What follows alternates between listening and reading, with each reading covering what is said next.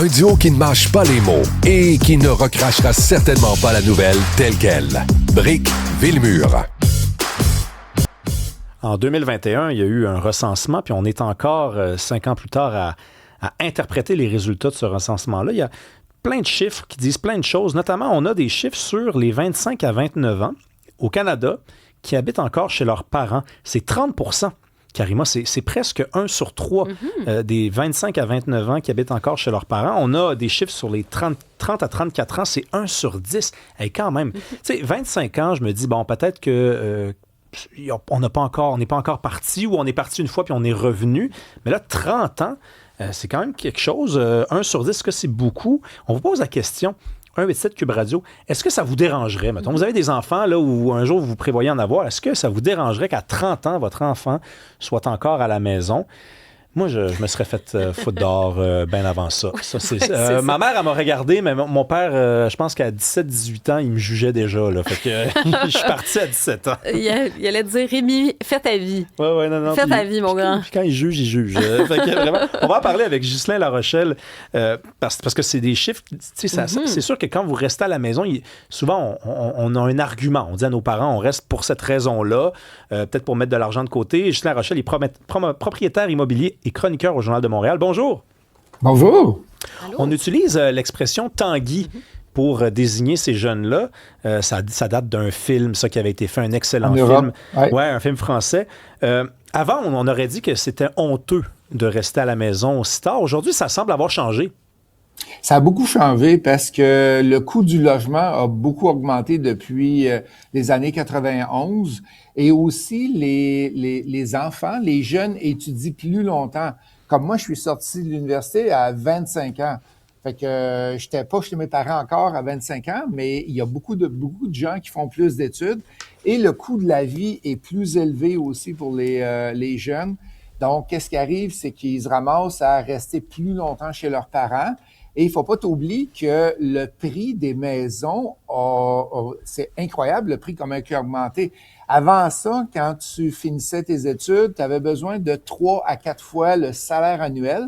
Écoute bien ça. Maintenant, aujourd'hui, en 2026, tu as besoin de 8 à 10 fois le salaire annuel. Fait que c'est ça qui fait que les jeunes demeurent beaucoup plus longtemps à la maison. Et c'est pas le phénomène négatif des Tanguy comme il y avait dans le film, là.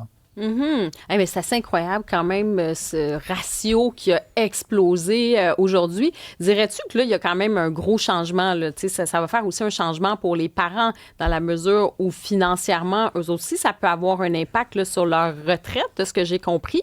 Peux-tu nous parler de cet aspect-là, sur l'impact sur les parents financièrement? Ben, l'impact sur les parents, c'est sûr qu'un enfant qui demeure à la maison, il n'y a pas tellement de frais pour les parents à part la bouffe, on va dire un peu d'électricité, mais c'est pas là qui est l'impact majeur. L'impact majeur est si le parent va aller aider l'enfant à acheter son premier immeuble. Il va avoir une mise de fonds. Il va contribuer aussi peut-être pour le logement. OK, tu sors de la maison, mais je vais te payer la moitié de ton logement. Ça, on en voit beaucoup des familles, des parents qui font ça. Ils aident pour que l'enfant sorte de la maison. Ils disent, OK, je te paye la moitié.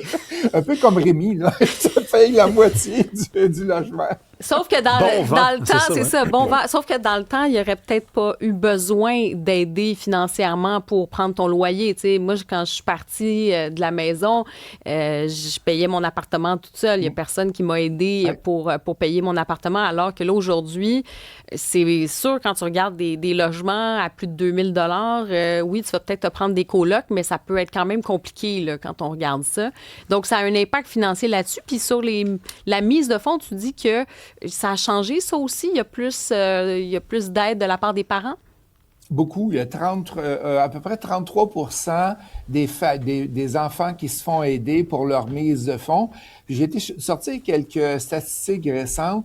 9 enfants sur 10, entre 18 et 29 ans, veulent devenir propriétaires. Il y a 43% des jeunes qui veulent acheter présentement dans les 5 prochaines années et 33% seulement l'ont fait. Et ce 33%-là, Il y en a une grosse partie qui vient de l'aide des parents, t'as pas le choix. Et au Québec, on parle que oui, on a des défis dans ce domaine-là, mais en Ontario, la statistique, c'est la plus élevée au Canada. 53% des 20 à 29 ans demeurent chez leurs parents. 53%. Oui, je pense que c'est aussi culturel parce qu'en Ontario, il y a beaucoup de gens issus de certaines communautés où c'est valorisé de rester à la maison avant de pouvoir acheter. C'est différent de culture en culture. Il y a Pierre de Vancouver qui nous écrit « J'aimerais pouvoir aussi... en fait, il dit qu'il est parti à 19 ans et que des fois, il le regrette. J'imagine qu'il voulait de la liberté. Il dit « Depuis que j'ai 25 ans, j'ai 28 ans maintenant, je paye 2000 $ de loyer seul, donc ça aiderait être avec mes parents. » Il dit ça sur le ton de l'humour. Est-ce qu'on peut dire, par exemple, Ghislain Larochelle, que c'est comme un héritage qu'on donne d'avance? Est-ce que c'est peut-être comme ça que les parents doivent se convaincre qu'ils ne perdront pas d'argent, dans le fond? Quoique, quand on a un héritage, on n'est plus là. Mais...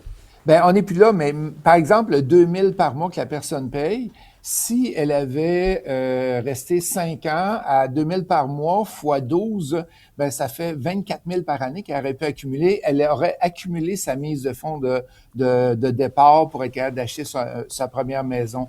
Fait que oui, c'est un héritage, mais c'est pas si cher que ça pour les parents quand ils demeurent à la maison. C'est pas là que ça coûte cher, c'est quand ils vont aider. Parfois, le parent, il a deux choix.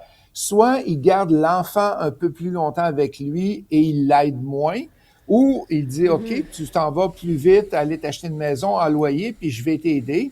Et là, c'est des frais que le parent peut faire. Fait que d'une façon ou l'autre, ça va l'aider l'enfant aussi. Oui, non, c'est ça. Parce qu'effectivement, c'est le gain pour si le parent n'a pas nécessairement beaucoup de moyens ou il n'y a pas d'argent pour aider pour une mise de fonds, effectivement, si tu restes un 4-5 ans de plus puis que toi, tu mets ton argent de côté, mais il faut avoir des discussions. Ça veut dire qu'il faut se parler. Là, comment on procède là, pour que ça vaille la peine des deux bords? Oui, exactement, parce que souvent, les enfants qui se font aider, qui restent à la maison, vont aller s'acheter une auto un petit peu plus récente, vont avoir des paiements d'auto, les assurances, vont faire plus de voyages, vont aller dépenser. Fait qu'il y a une entente qu'il faut qu'il soit faite entre le parent et l'enfant pour dire, OK, je te permets de rester à la maison, mais il faut que tu économises X montant par année pour être capable de t'acheter dans X années un montant, une maison. Fait qu'en réalité, indirectement, tu es en train de lui dire, voici la date de terminaison que je te permets de rester à la maison jusqu'à tel âge. Et à cette date-là, tu vas avoir une mise de fonds. Parce qu'à Montréal, il faut un revenu de 128 000 de revenus bruts pour être capable de s'acheter une maison à Montréal. Puis le salaire moyen au Québec présentement est à 65 000. Fait que vous comprenez qu'un enfant seul est pas capable d'acheter à Montréal. À Québec, Sherbrooke, Trois-Rivières, c'est moins pire, mais il y a encore un défi qui arrive là-bas. Ouais, mais j'allais dire, c'est vraiment intéressant parce que c'est aussi une responsabilisation. Tu sais, parce que, tu sais, on mentionnait effectivement, si, mettons, un jeune commence à travailler ou il est aux études, peut-être qu'il travaille, bien là, l'argent supplémentaire va peut-être être comptant. Je vais pouvoir sortir avec mes amis, je vais aller au restaurant, je vais me payer une belle auto, je vais m'acheter des beaux vêtements. Hey, c'est le fun, je peux partir en voyage dans le sud. Mais là, tu dis, non, la discussion, c'est, regarde, OK, tu peux rester, tu as 24 ans, tu as 25 ans, mais c'est pas pour que tu aies ton mode de vie un peu plus luxueux. C'est pour toi que je le fais aussi. Fait qu'il y a comme un contrat entre le parent puis le jeune adulte. Puis j'ai vu une anecdote que quelqu'un que je connais bien dans mon entourage a été s'acheter une auto flambant neuve, 800 $ par mois que ça lui coûtait, plus une assurance, écoutez bien, de 400 $ par mois parce que c'est un jeune adulte homme. Et ça lui coûtait une fortune. Donc, 1 200 par mois, qui était presque l'équivalent du loyer, mais il restait chez ses parents et il en a profité. Moi, j'ai une inquiétude quand même parce que je sais que les parents veulent réussir leur coup. Ils veulent pas que leurs enfants commettent des erreurs. Puis des erreurs financières, ça fait mal, ça nous suit longtemps. Mais il y a une partie de l'apprentissage qui se fait avec les erreurs. C'est-à-dire, l'enfant est parti un peu trop tôt, il a pris un trop gros appartement, là, il est pogné avec un bail, il faut qu'il trouve quelqu'un pour embarquer sur le bail. Ça, là, quand tu es intelligent dans la vie, ça t'arrive une fois. Mais il faut que ça t'arrive pour que tu le saches, que faut pas que ça arrive dans la vie. Puis j'ai l'impression qu'on essaie de faire en sorte que les gens qui peuvent se le permettre, que l'enfant reste à la maison, mette de l'argent de côté, et là, c'est son condo. Fait que là, il n'y aura pas de locataire, il n'y aura pas de bail. C'est son condo. Ouais, mais pour se préparer à la vie, il faut faire quelques petites erreurs, non? Oui, puis je vois même des gens qui vont aller acheter un condo à leur enfant pour qu'ils sortent de la maison, fait qu'ils achètent un condo, payent les dépenses du condo. Et c'est pas l'enfant qui paye, là, c'est la belle vie pour l'enfant. Puis oui, tu as raison, Rémi. Je suis d'accord avec toi. L'apprentissage se fait par des erreurs souvent. Et quand tu as fait une erreur, ben tu la recommences pas une deuxième fois. Tu vas être capable de voir qu'est-ce que je fais pour éviter ça. Parfait. Puis donc, peut-être en terminant, là, dirais-tu que ça risque quand même c'est un phénomène qui risque de prendre de l'ampleur ou ça pourrait basculer là, en fonction des indicateurs des prix immobiliers? Ben, selon moi, ça va continuer encore, à moins que le gouvernement, que la politique mette plus de logements abordables, qui change peut-être la façon une réforme de la mise de fonds permette d'acheter avec encore moins de mise de fonds. On a connu ça il y a quelques années, 0% de mise de fonds. Là, on n'est pas là-dedans. Le minimum, c'est 5%. Fait qu'il y a une réforme aussi de la construction, est capable de construire plus de logements et plus de petits logements abordables qui pourraient aider les enfants à sortir et non pas se retrouver dans des logements à 2000 pièces par mois. Merci beaucoup, Ghislain Larochelle, chroniqueur au Journal de Montréal. Merci d'être venu nous parler aujourd'hui. Il y a beaucoup de commentaires qui sont rentrés, Karima. Moi, j'ai aidé Guylaine de Montréal, moi, j'ai aidé mon fils, il y a 10 ans, je lui ai donné une bonne mise de fonds et après 4 mauvaises fréquentations, il l'a perdu. Alors, pour moi, c'est fini. Il y a quelqu'un qui dit « J'ai offert à mon jeune de 20 ans de rester à la maison le temps de ses études pour qu'il ramasse son argent pour un futur condo ou maison. Il ramasse tout ce qu'il peut et ne dépense presque rien. » Ça, c'est l'idéal. Oui, ça, c'est le cas là, qu'on espère tous. Moi, j'ai l'impression que c'est... Regarde, je la lance, là. J'ai l'impression que c'est peut-être différent pour les gars et les filles. Tu sais, moi, si j'avais des filles, peut-être, puis que là, tu sais, j'avais 18, 19 ans, je me dirais peut-être, elles peuvent rester tant qu'elles veulent à la maison, c'est correct, il n'y en a pas de problème. Si je veux juste passer des meilleures nuits à pas me dire, justement, elles sont où, avec qui. Mais avec des gars, là, j'ai l'impression que moi, ça va être le petit coup de pied dans les fesses. Vas-y. Les parties dans le sous-sol, la musique, les amis. Ben, tu sais, goffer des parties comme ça, peut-être que tu y penserais aussi. Mais tu vois, il y a Diane qui nous dit, moi, j'ai aucun problème avec mes filles. Ça met de la vie dans la maison. Donc, des tanguines, peut-être. Ça, peut-être que ça, c'est moins problématique pour Diane. Il n'y en a pas de problème. Il y a de la vie, elle aime ça. C'est Pierre est au téléphone. C'est un propriétaire. Il y a peut-être un mot à dire sur cette question-là. Bonjour, Pierre. Oui, bonjour. Oui. Je fais ça rapidement. Oui, allez-y, on vous écoute. J'ai des immeubles là, plus d'une trentaine d'années. Là. Ça fait que j'ai commencé à gérer ça, j'avais 18 ans. Il y a une trentaine d'années, là, 100% de mes locataires étaient en location dans des 4,5 et des 5,5.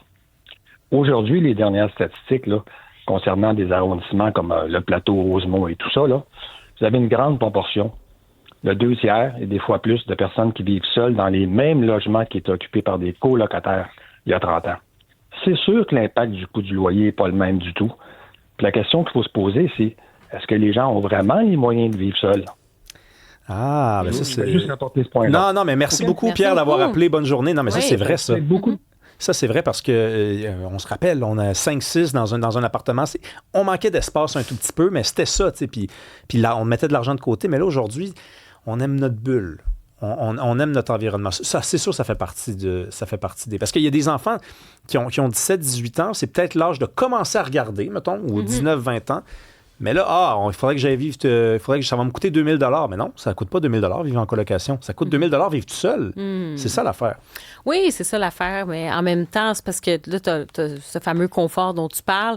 Puis il y a quand même cette période-là, veux pas, moi je pense quand même l'aspect financier, ça joue, parce que tu te dis, les colocs, peut-être que tu acceptais l'idée, oui, c'était cool, puis là, tu t'en vas vivre avec des colocs pendant 2-3 ans, mais tu savais que après, quand tu vas aller vivre tout seul, ça allait être plus facile. C'est qu'aujourd'hui, tu as l'impression qu'il va falloir que la période colocation, là, elle peut durer très longtemps, parce que tu ne pourras pas accéder au marché immobilier. Donc, moi, j'ai l'impression que c'est pas juste qu'on va être dans notre bulle, c'est que tu es capable d'accepter de partager ta bulle un certain temps, mais à un moment donné, tu es un peu tanné là, de la vaisselle de ton voisin. Là. Ah là là.